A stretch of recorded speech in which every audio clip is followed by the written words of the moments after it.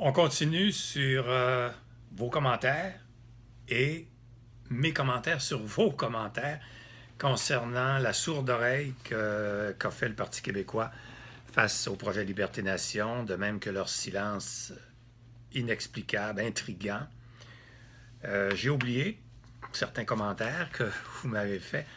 Il y en a qui ont dit pourquoi vous ne formez pas un mouvement ou créez un parti politique, puisque comme concepteur du projet, vous seriez le mieux placé pour l'expliquer. Ces gens-là ne sont peut-être pas capables de l'expliquer. Vous avez mis tant d'années à le faire. Alors, je dois vous dire que non, mais on a réservé un nom au registraire auprès du registraire des entreprises. On a réservé deux noms, le Rassemblement pour la République fédérale du Québec et le Rassemblement pour le mouvement Citoyen-Nation. Donc, il faut donner des précisions. Documentaire de M. Guy Bertrand sur le projet Liberté-Nation visant la création de la République francophone, etc., à partir des 17 régions administratives, avec les Autochtones, les anglophones, les allophones et la majorité francophone, relativement à un documentaire intitulé La République fédérale du Québec. Donc, il faut donner des détails. Description sommaire des activités. Il faut les décrire, les activités. Promouvoir et diffuser le documentaire intitulé « En 2030, la République fédérale du Québec » dans toutes ces régions. Préparer la publication, le lancement et la diffusion, etc., etc., etc. Alors, ça a été accepté par le registraire. On a payé. Il faut renouveler, évidemment. Mais c'est tout simplement pour vous dire que, oui, c'est dans l'air que si les politiciens ne se bougent pas, les citoyens vont se bouger. C'est pas vrai qu'on va perdre cette cause la plus noble qui soit.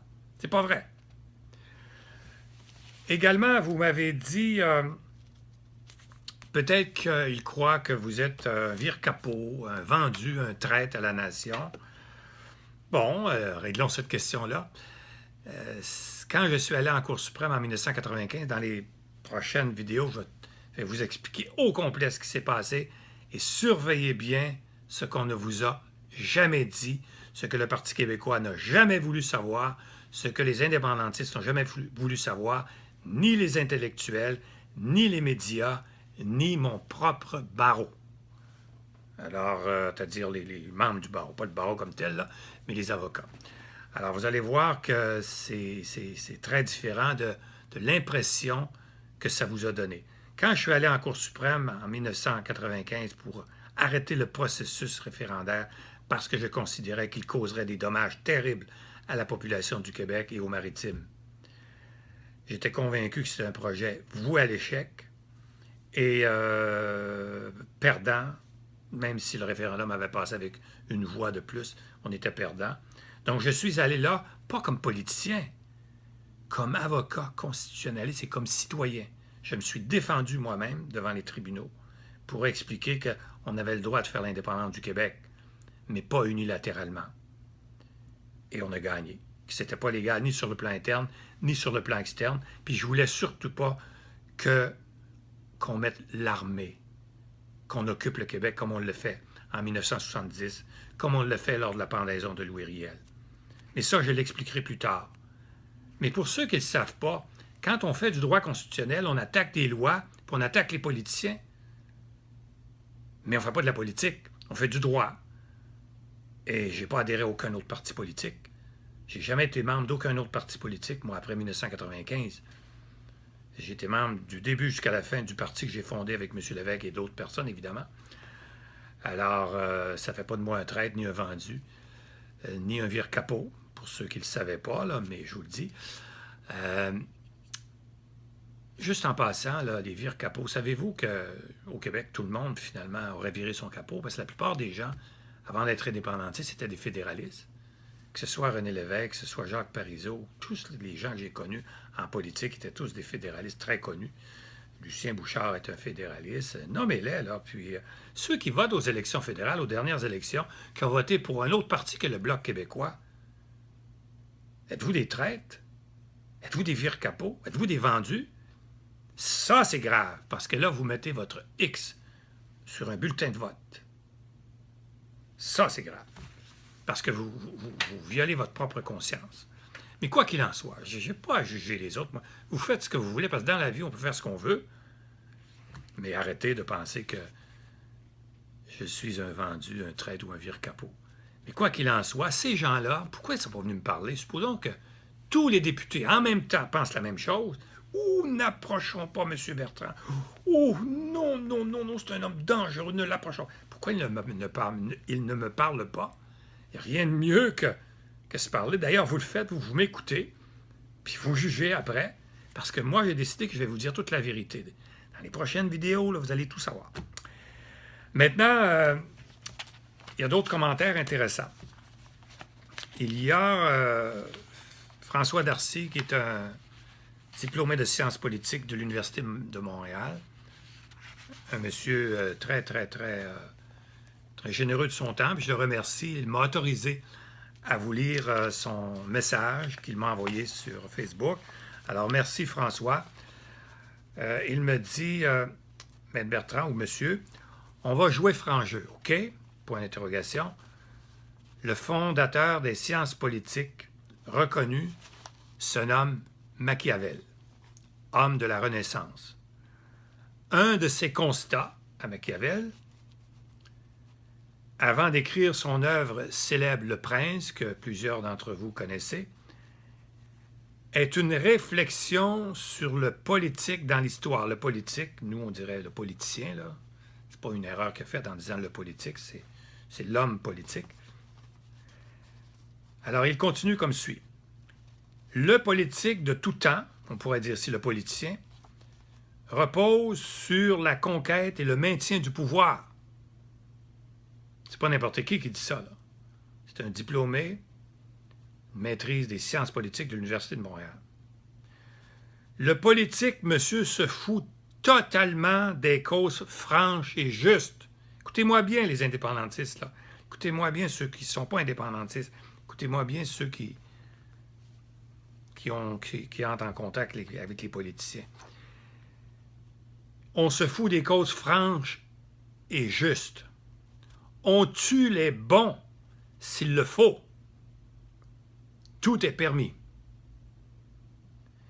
Je pourrais faire un rappel historique universel, mais ce serait long. Car, oui, l'impureté du politique remonte depuis le début, point de suspension, depuis longtemps. Je vous regarde, M. Bertrand, vous mentionnez vos efforts, la non-réponse, quelques politesses non sincères des libéraux, parce que vous le savez que le premier ministre du Québec m'a écrit, puis plusieurs ministres, mais les péquistes, eux, ont choisi le silence. Il continue ainsi, M. Darcy, « Monsieur, vos actes sont candides, propres, bienveillants, mais le politique, mais pas le politique. » En d'autres mots, c'est beau de dire ça, mais vous n'êtes pas dans le jeu, là. Vous n'êtes pas en politique. Vous ne représentez que vous. Pas de groupe de pression, pas de stratégie réaliste, pas de rassemblement, pas d'attaque.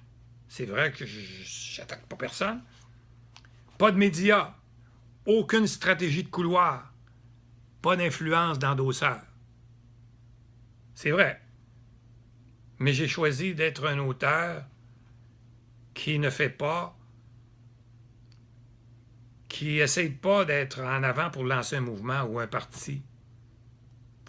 Donc, c'est un choix. Je me suis dit, j'ai une œuvre, puis je la laisse comme un héritage à vous, mes compatriotes. Mais je ne suis pas un propagandiste, mais il a raison si on veut que ça avance. C'est pour ça que je veux que vous m'écoutiez, vous, si vous voulez que ça avance, il faut que vous embarquiez dans quelque chose. Sinon, ça va être lettre morte pour tout le monde. Sinon, ça va être la sourde oreille pour tout le monde. Les politiciens n'ont pas peur, d'après ce que j'ai lu de M. Darcy, ils n'ont pas peur quand il n'y a pas de mouvement. Mais si c'est ça que ça prend pour leur faire peur, bien, il y aura un mouvement. C'est ce que je comprends. Je continue à la lettre de François Darcy. Vous agissez en bon père de famille. Merci. Tant que vous ne jouerez pas le politique dans son existence réelle, le projet Liberté-Nation ne lèvera pas. Point. En d'autres mots, il faut entrer en politique, il faut jouer la politique. Vous voulez jouer au hockey, mettez vos patins, prenez un bâton, puis amusez-vous à lancer des rondelles. Alors, je lui réponds ceci. « Bonjour François, j'ai choisi de n'être que le concepteur et l'auteur d'une œuvre sans en être le propagandiste. Mais je crois que vous avez raison. Sans le jeu politique, cette œuvre demeurera sur une tablette. Merci d'avoir pris le temps de m'écrire. Puis-je lire vos commentaires et mentionner votre nom dans une prochaine vidéo? » Il m'a répondu que oui. Et ce matin, il m'a envoyé un autre courriel que je vous lis.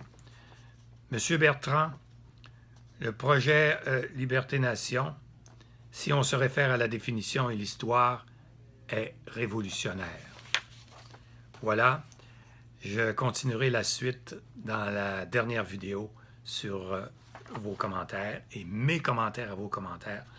Mais on sent que ça bouge, on sent que ça... Et en attendant, pour pouvoir discuter avec... j'aimerais ça que vous alliez sur www.républiquefédéraleduquebec.com pour écouter ces vidéos. Les gens du Parti québécois, là, c'est moi qui les financé. Juste pour ça, vous auriez dû me questionner. Parce que ça ne s'est jamais vu au Québec. Un citoyen qui a mis plusieurs dizaines de milliers de dollars après des années et des années de recherche pour lancer un documentaire et un manifeste. À bientôt.